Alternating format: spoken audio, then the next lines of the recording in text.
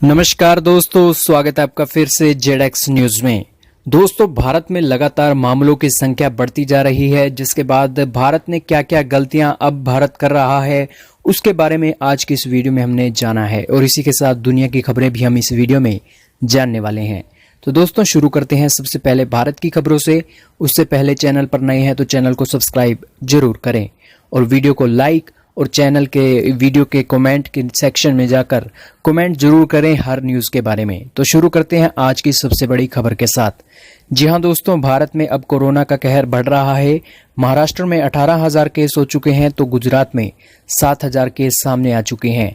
दिल्ली में 6,000 केस, तमिलनाडु में 5400, राजस्थान में 3500 और उत्तर प्रदेश में 3,071 केस अब तक रजिस्टर किए जा चुके हैं। मगर दोस्तों इसी के साथ सबसे बड़ी गलती जो भारत कर रहा है वो ये है कि अभी हाल ही में पंजाब और हरियाणा में कई ऐसे केस देखे गए हैं जो अपने अपने घरों में एक स्टेट से जाकर दूसरी स्टेट में अपनी पार्टियां मना रहे थे। जी हां दोस्तों, पंजाब में 19 जिलों में 85% श्रद्धालु संक्रमित पाए गए हैं और फिलहाल पंजाब में आंकड़ा 1700 के पार हो गया है। वहीं दोस्तों जो पार्टी मनाने वाला आंकड़ा था वो इस समय खुलासा हुआ जब चंडीगढ़ में आज जो 9 नए केस आए हैं उनमें बापूधाम सोसाइटी के भी एक बच्चे के संक्रमित होने की पुष्टि आज हुई है। दरअसल दोस्तों ये संक्रमण की चेन ऐसे बढ़ रही है कि चंडीगढ़ में बापूधाम सोसाइटी में एक नरेंद्र नाम के व्यक्ति ने 17 अप्रैल को लॉकडाउन के दौरान ही 100 लोगों को पार्टी दे दी। बताइए, एक सोसाइटी में 100 लोगों को पार्टी दी और 25 अप्रैल को जब उसकी टेस्ट किया गया तो वो पॉजिटिव हुआ और उस दौरान 100 लोगों को अब क्वारंटाइन किया गया है और उन 100 लोगों के साथ कितने लोग संपर्क में आए होंगे इसका पता नहीं है। हालांकि जिस सोसाइटी में वो व्यक्ति रहता था उस सोसाइटी में करीब 81 लोग पॉजिटिव अब तक निकले जा चुके हैं। वहीं दोस्तों आप समझ सकते हैं कि इस दौरान जब लॉकडाउन के दौरान भी लोग पार्टियां कर रहे हैं तो ये संक्रमण की चेन कैसे रुकेगी। हालांकि पुलिस ने मामला दर्ज कर लिया है और उसके खिलाफ कानूनी कार्रवाई की जाएगी। और दोस्तों ऐसा ही मामला हरियाणा में भी देखा गया है, जहां पर पंजाब के मोहाली से एक परिवार यमुनानगर में अपने बच्ची का जन्मदिन मनाने के लिए आए थे। हालांकि दोस्तों इस लॉकडाउन में भी लोग पार्टियां मना रहे हैं और जब कोरोना संक्रमित हो रहे हैं तो फिर सरकार को दोष और फिर हॉस्पिटल में भर्ती हो रहे हैं। मगर दोस्तों सबसे ज्यादा खतरनाक बात तो ये है कि वो उन लोगों को भी संक्रमित कर रहे हैं जो बिल्कुल स्वस्थ हैं। मगर दोस्तों इन कामों पर लगाम लगनी चाहिए और अगर आप भी पार्टी मनाने की सोच रहे हैं तो आपके लिए भी ये बुरी खबर है, क्योंकि अगर आप पार्टी मनाएंगे और अगर कोरोना संक्रमित हो जाते हैं और पुलिस को यह बात पता लग जाती है तो आप पर बहुत सख्त कार्रवाई एक्शन में ली जाएगी। वहीं दोस्तों इसी के साथ आपका क्या कहना है कि क्या इस लॉकडाउन में भी पार्टी करना क्या सही निर्णय है या गलत, हमें कमेंट सेक्शन में लिखकर जरूर बताएं। चलते हैं अगली बड़ी खबर पर। यह खबर जुड़ी हुई है उत्तर प्रदेश से। जी हां दोस्तों, 1200 श्रमिकों को लेकर आज यूपी में ट्रेन पहुंच चुकी है और इन 1200 श्रमिकों ने अपने अपने घर जाना तय किया है और इनकी स्क्रीनिंग करके इन्हें अपने घर भेज दिया गया है। हालांकि दोस्तों इसी के साथ ही यूपी में एक और बड़ी खबर निकल कर आ रही है, जहां पर उत्तर प्रदेश में एक रेलगाड़ी का जो छिड़काव कर रहे थे अधिकारी, उन अधिकारियों ने एक परिवार पर केमिकल छिड़क दिया, जिसके बाद हुआ ये कि उस परिवार के बच्चों को आंखों में जलन होने लगी और उन्हें बेचैनी सी होने लगी, जिसके बाद इसकी शिकायत की गई तो 2 अधिकारियों को निलंबित कर दिया गया है। चलते हैं अगली बड़ी खबर पर। यह खबर जुड़ी हुई है जोमाटो से। जी हां दोस्तों, जोमाटो कह रहा है कि हम अब खाने की डिलीवरी के साथ साथ ये जो शराब है उसकी भी होम डिलीवरी करना चाहते हैं।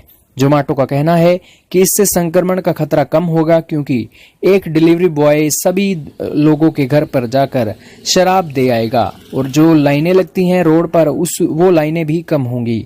और दोस्तों जोमाटो का इस पर कहना था कि अगर हम होम डिलीवरी करेंगे तो इससे लोगों को जो रोजगार है वो भी मिलेगा और संक्रमण का खतरा भी बढ़ेगा, कम होगा और इसी के साथ राज्यों का राजस्व भी बढ़ेगा। मगर दोस्तों इसी के साथ आपकी जानकारी के लिए बता दें कि भारत में 2.5 लाख करोड़ रुपए की शराब एक साल में बिक जाती है। वहीं दोस्तों बात करें शराब से तो शराब से राज्यों को 10 से 15% टैक्स की वसूली होती है। खैर सरकार अभी गौर कर रही है कि क्या जोमाटो को इसकी जिम्मेवारी देनी चाहिए या नहीं, इस पर अभी सरकार गौर कर रही है। चलते हैं अगली बड़ी खबर पर। यह खबर जुड़ी हुई है केरल से। जी हाँ दोस्तों, केरल जो बाहर के लोग हैं, केरल के बाहर जाते हैं पढ़ने के लिए या फिर काम करने के लिए विदेशों में जाते हैं, उनसे केरल की सरकार को 60,000 करोड़ रुपए की कमाई होती है।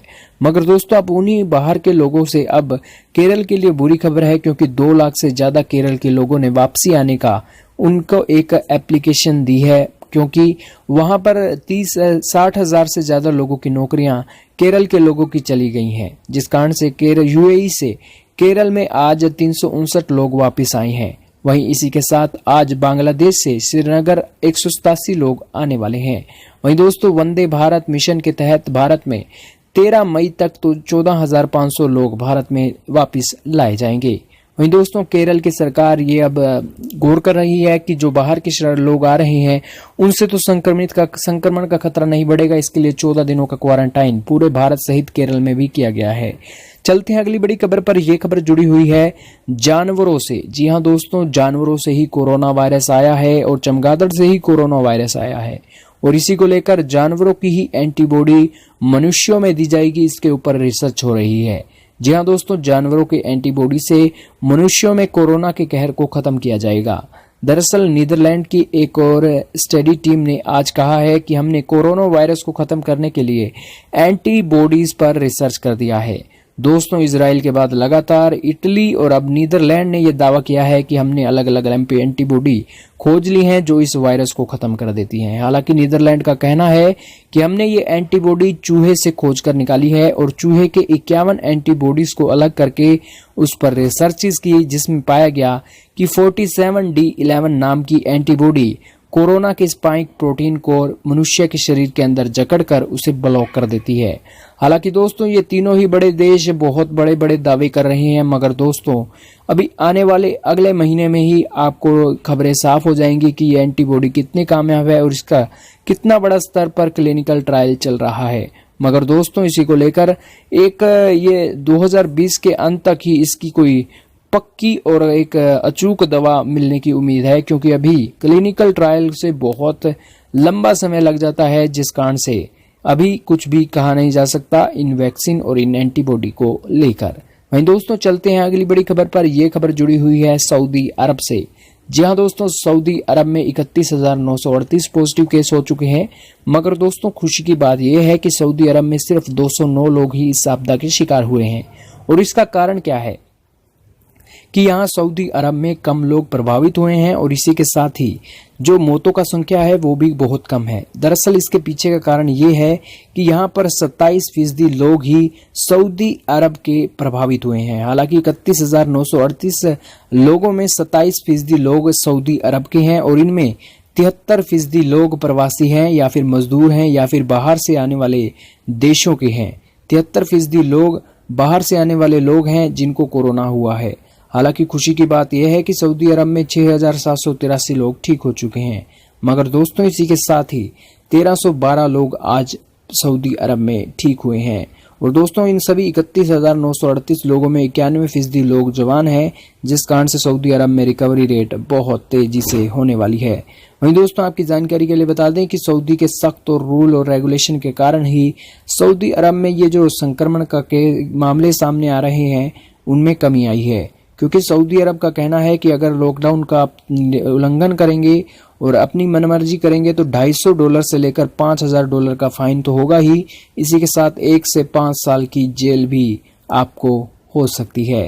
वहीं दोस्तों इसी के साथ ही सऊदी अरब ने जो प्रवासी मजदूर हैं, भारत सहित पूरी दुनिया के जो मजदूर सऊदी अरब में काम करते हैं उनको भी कड़ी एक रूल रेगुलेशंस लगा रखे हैं कि अगर वो भी अपने कोरोना से जुड़े हुए मामले को छुपाते हैं और इसकी पुष्टि बाद में हो जाती है तो उन्हें 1 से 5 साल की जेल तो होगी ही, साथ ही उन्हें उनके देश में जब वापस भेजा जाएगा उसके बाद सऊदी अरब में उन्हें ब्लैक लिस्ट में डाल दिया जाएगा, जिस कारण से वहां पर जो भी माइग्रेंट प्रवासी मजदूर पॉजिटिव होते हैं वो उनकी सूचना वो पहले ही कर देते हैं और वहां सऊदी अरब में टेस्टिंग भी बहुत बड़े स्तर पर होती है। चलते हैं अगली बड़ी खबर पर। यह खबर अमेरिका से जुड़ी हुई है। जी हां दोस्तों, अमेरिका में चौंकाने वाली खबर सामने आई है कि अमेरिका के 5 में से 1 बच्चे आज भूखे हैं। जी हां दोस्तों, यूएस हंगर रिपोर्ट में यह खुलासा हुआ है कि अमेरिका में लॉकडाउन के दौरान सप्लाई की कमी हुई है और जिनमें माता पिता अपने बच्चों का पोषण नहीं कर पा रहे हैं, क्योंकि वहां पर 3.2 करोड़ लोग बेरोजगार तो हो ही गए हैं, जिस कारण से 5 में से 1 बच्चा आज भूखा सो रहा है। वहीं दोस्तों अमेरिका जैसे सुपर पावर में ये हाल है तो पूरी दुनिया में ये भुखमरी का हाल क्या होगा आप समझ सकते हैं। और इसलिए आपसे गुजारिश है कि आप भी अपने अड़ोसी पड़ोसी में अगर कोई भूखा होता है तो उसे सोशल डिस्टेंसिंग के जरिए उसके खाना उपलब्ध जरूर करवाएं, और ये एक बहुत बड़ी सेवा का काम है। वहीं दोस्तों अमेरिका में ही कहा गया है कि अब लोग जो बेरोजगारी से गुजर रहे हैं उनका कहना है कि हमें हर महीने रेंट देना पड़ता है, परंतु हमारे पास जॉब नहीं है, और इसी के चलते आप इस महामारी के दौर में हमारा रेंट को माफ कर दीजिए। और इसी को लेकर प्रदर्शन बहुत जोर पकड़ रहा है, क्योंकि अभी तक अमेरिका खुला नहीं है और इसी के साथ लोगों की जो नौकरियां गई हैं उस वजह से वो रेंट देने के काबिल नहीं है, ऐसा उनका कहना है।